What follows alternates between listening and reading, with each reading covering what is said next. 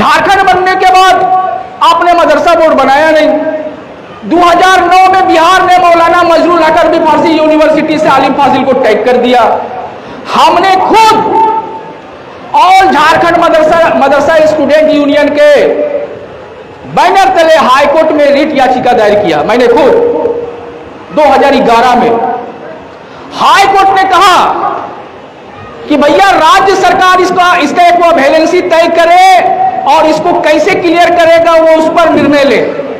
राज्य सरकार ने क्या किया, हायर एजुकेशन डिपार्टमेंट ने कमेटी बना दिया, आनंद भूषण साहब का, डॉक्टर मंजर हुसैन साहब का और उस सरिता मैडम हिंदी विभाग की उसका।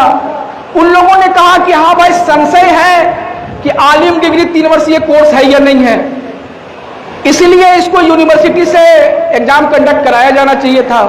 फाजिल के बारे में उसने बोला कि भैया इसको भी यूनिवर्सिटी से कराया जाना चाहिए था। यह परामर्श कब आया? 2014 में। लेकिन सरकार ने आज तक उस पर कुछ नहीं किया और लगातार जो है एग्जाम कराया जा रहा। अभी बोल रहे हैं उमा शंकर सिंह कि हाई कोर्ट के महाधिवक्ता ने परामर्श दिया है कि भाई जैक की जो डिग्री है वो असंवैधानिक है। तो क्या करें, सब डिग्री को जला दें? क्या चाहते हैं आप सरकार हैं। अरे भैया समावर्ती सूची भी कुछ होता है कि नहीं?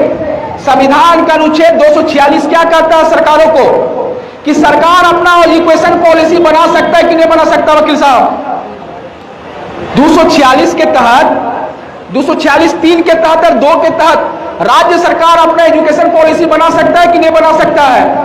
अगर नहीं बना सकता है तो अभी यूनिवर्सिटी एक्ट 2025 जो लाया है हायर एजुकेशन डिपार्टमेंट के मिनिस्टर सुदीप कुमार सोनू ने, जो गवर्नर को शक्ति थी उसको छीनकर मुख्यमंत्री को कैसे दे दिया?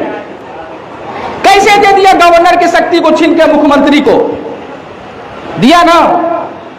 तो जब हायर एजुकेशन डिपार्टमेंट ये कर सकता है तो आप भी तो कर सकते हैं कि भाई सुप्रीम कोर्ट का जजमेंट आ गया है 2024 में, हम जो अंतिम एग्जाम आलिम और फाजिल का हुआ है सेशन 22 और 23 का, उसको मानेंगे, उसके बाद हम इसको यूनिवर्सिटी से टैग कर देंगे। यही है मसला। से लाया था वो पावर? अरे यही अनुच्छेद 246(3) और 2 के तहत ना लाया। तो जब आप उसके लिए ला सकते तो ये तो मामूली बात है, ये तो आपने 22-23 सेशन का एग्जाम लिया है, आप उसको कार्मिक प्रशासनिक विभाग के माध्यम से फिर से नोटिफाइड करो कैबिनेट में लाकर। और अब तक जो सहायक आचार्य भाषा में जिन छात्रों का डीबी हो चुका है, जिन कैंडिडेटों का हो चुका है, उनका रिजल्ट जारी कराओ। माध्यमिक आचार्य जो उर्दू पद है, माध्यमिक आचार्य जो उर्दू पद है जिसमें फाजिल वालों को आपने शामिल नहीं किया है, उसको शामिल कराओ। और झारखंड सरकार की जो भी बहालियां हैं, चाहे वो 3rd ग्रेड का हो, 4th ग्रेड का हो, राज्य सेवा का हो, प्रशासनिक सेवा का हो, जेपीएससी का हो, जेएसएससी का हो, जैक का हो, सभी में आलिम फाजिल वालों को शामिल कराओ। समर्थन? हाथ उठाइए, पीछे से हाथ उठाइए, मीडिया वाला फोटो लीजिए खड़ा होकर। सबको समर्थन देना होगा इस मामले पर। ये जो लड़ाई है, ये अस्तित्व की लड़ाई है, पहचान की लड़ाई है, पेट की लड़ाई है, रोजगार की लड़ाई है और तालीम और शिक्षा की लड़ाई है। ये सरकार मजाक बना के रख दिया है। चुनाव आता है, हमारे दानिश्वर जो हैं, हमारे विभिन्न राजनीतिक दल, मैं भी बीच में गुस्सा में चल गया था, एक पार्टी केंद्रीय संगठन सचिव गए और तुरंत बना दिया हमको। कहे गए 10 जून 2022 को रांची में गोलीकांड की घटना हुई, 2 मासूमों की जान गया और 10 लोग घायल हुए, कई लोगों पर FIR हो गया। माननीय मुख्यमंत्री से मेरा ताल्लुकात 2007 से, जब वो स्टूडेंट लीडर था और हम भी स्टूडेंट लीडर के रूप में थे। वो झारखंड छात्र मोर्चा का केंद्रीय अध्यक्ष था, मैं झारखंड छात्र संघ का अध्यक्ष था और चमरल इंडियन आदिवासी छात्र संघ के अध्यक्ष थे।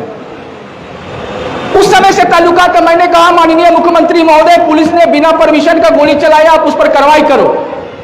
उसने कहा कि हाँ कर रहे हैं, कमेटी बना रहे, ये कर रहे हैं, वो कर रहे हैं। 1 साल बीत गया, उल्टा इन्हीं लोग को नोटिस होने लगा, कुर्की जब्ती होने लगा। फिर गए कि अरे भैया गोली चलाया, कुछ तो कार्रवाई करो। तो उनके साथ में एक सुपर सीएम रहते, उन्होंने कहा कि तुम्हारा एक्टिविटी आजकल भाजपा वाला। अरे भाई सवाल करते तो भाजपा का आदमी हो जाते हैं। 2-3 महीना को नींद नहीं आया कि भैया 2007 से इनसे ताल्लुकात है, इनके लिए जी जान लगा देते, इनको जिताओ जिताओ जिताओ, और जब अपना हक और अधिकार का बात करो तो भाजपा का आदमी बन जाओ। तब गुस्सा में हमने आंसू पार्टी ज्वाइन किया, लेकिन 6-7-8 महीना रहे, फिर वहां से भी छोड़ दिए, और हमको लगा कि हमको समाज का जरूरत है, समाज के बीच में जाना है और उसके लिए लड़ना है, उसको न्याय सम्मान दिलाना है। अभी मसला क्या, घुसपैठिया, रोहिंग्या और क्या क्या बकता है।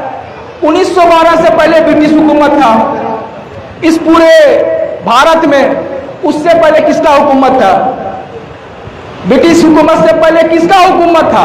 इस संथाल परगना में शासन कौन कर रहा था? राजमहल का वो महल है ना, वो जामी मस्जिद है ना, इतिहास कि मुस्लिम शासनकाल था इस पूरे क्षेत्र में, था कि नहीं था? अरे भैया, हम तो यहां इस क्षेत्र को स्थापित किए, इसको बनाए, ये जंगल और पहाड़ को हमने सूरत दिया, यहाँ के लोगों को हमने इंसान बनाया। आप हमको बांग्लादेशी घुसपैठिया कर देते हैं। हाईकोर्ट में इस पर केस हुआ। मेरे बीच में अलीमुद्दीन साहब है बैठे हुए, जामताड़ा के साथी। मैंने इनको कहा कि अलीमुद्दीन भाई आप आ जाओ, और अलीमुद्दीन भाई से हमने इंटरवेंट पिटीशन फाइलिंग करवाया और इन्होंने किया, और भारत सरकार ने जवाब दाखिल क्या किया कि कोई बांग्लादेशी घुसपैठिया नहीं है। झारखंड सरकार भी जवाब दाखिल किया, कोई घुसपैठिया नहीं है। फिर भी जो है ना, जबरदस्ती सबको घुसपैठिया घुसपैठिया बोलता है। तो जो घुसपैठ कहने वाले लोग हैं उनको भी मुंहतोड़ जवाब देना पड़ेगा। उत्तर प्रदेश में भैंस और काड़ा का मांस खुलेआम बिकता है कि नहीं बिकता है? दिल्ली में बिकता है, उत्तर प्रदेश में बिकता है, मध्य प्रदेश में बिकता है, राजस्थान में बिकता है, महाराष्ट्र में बिकता है। अरे झारखंड में भैंस काड़ा पर भी बैंड लगा हुआ है, जिसका सबसे ज्यादा प्रयोग अगर कोई करता है तो आदिवासी और दलित भाई करता है।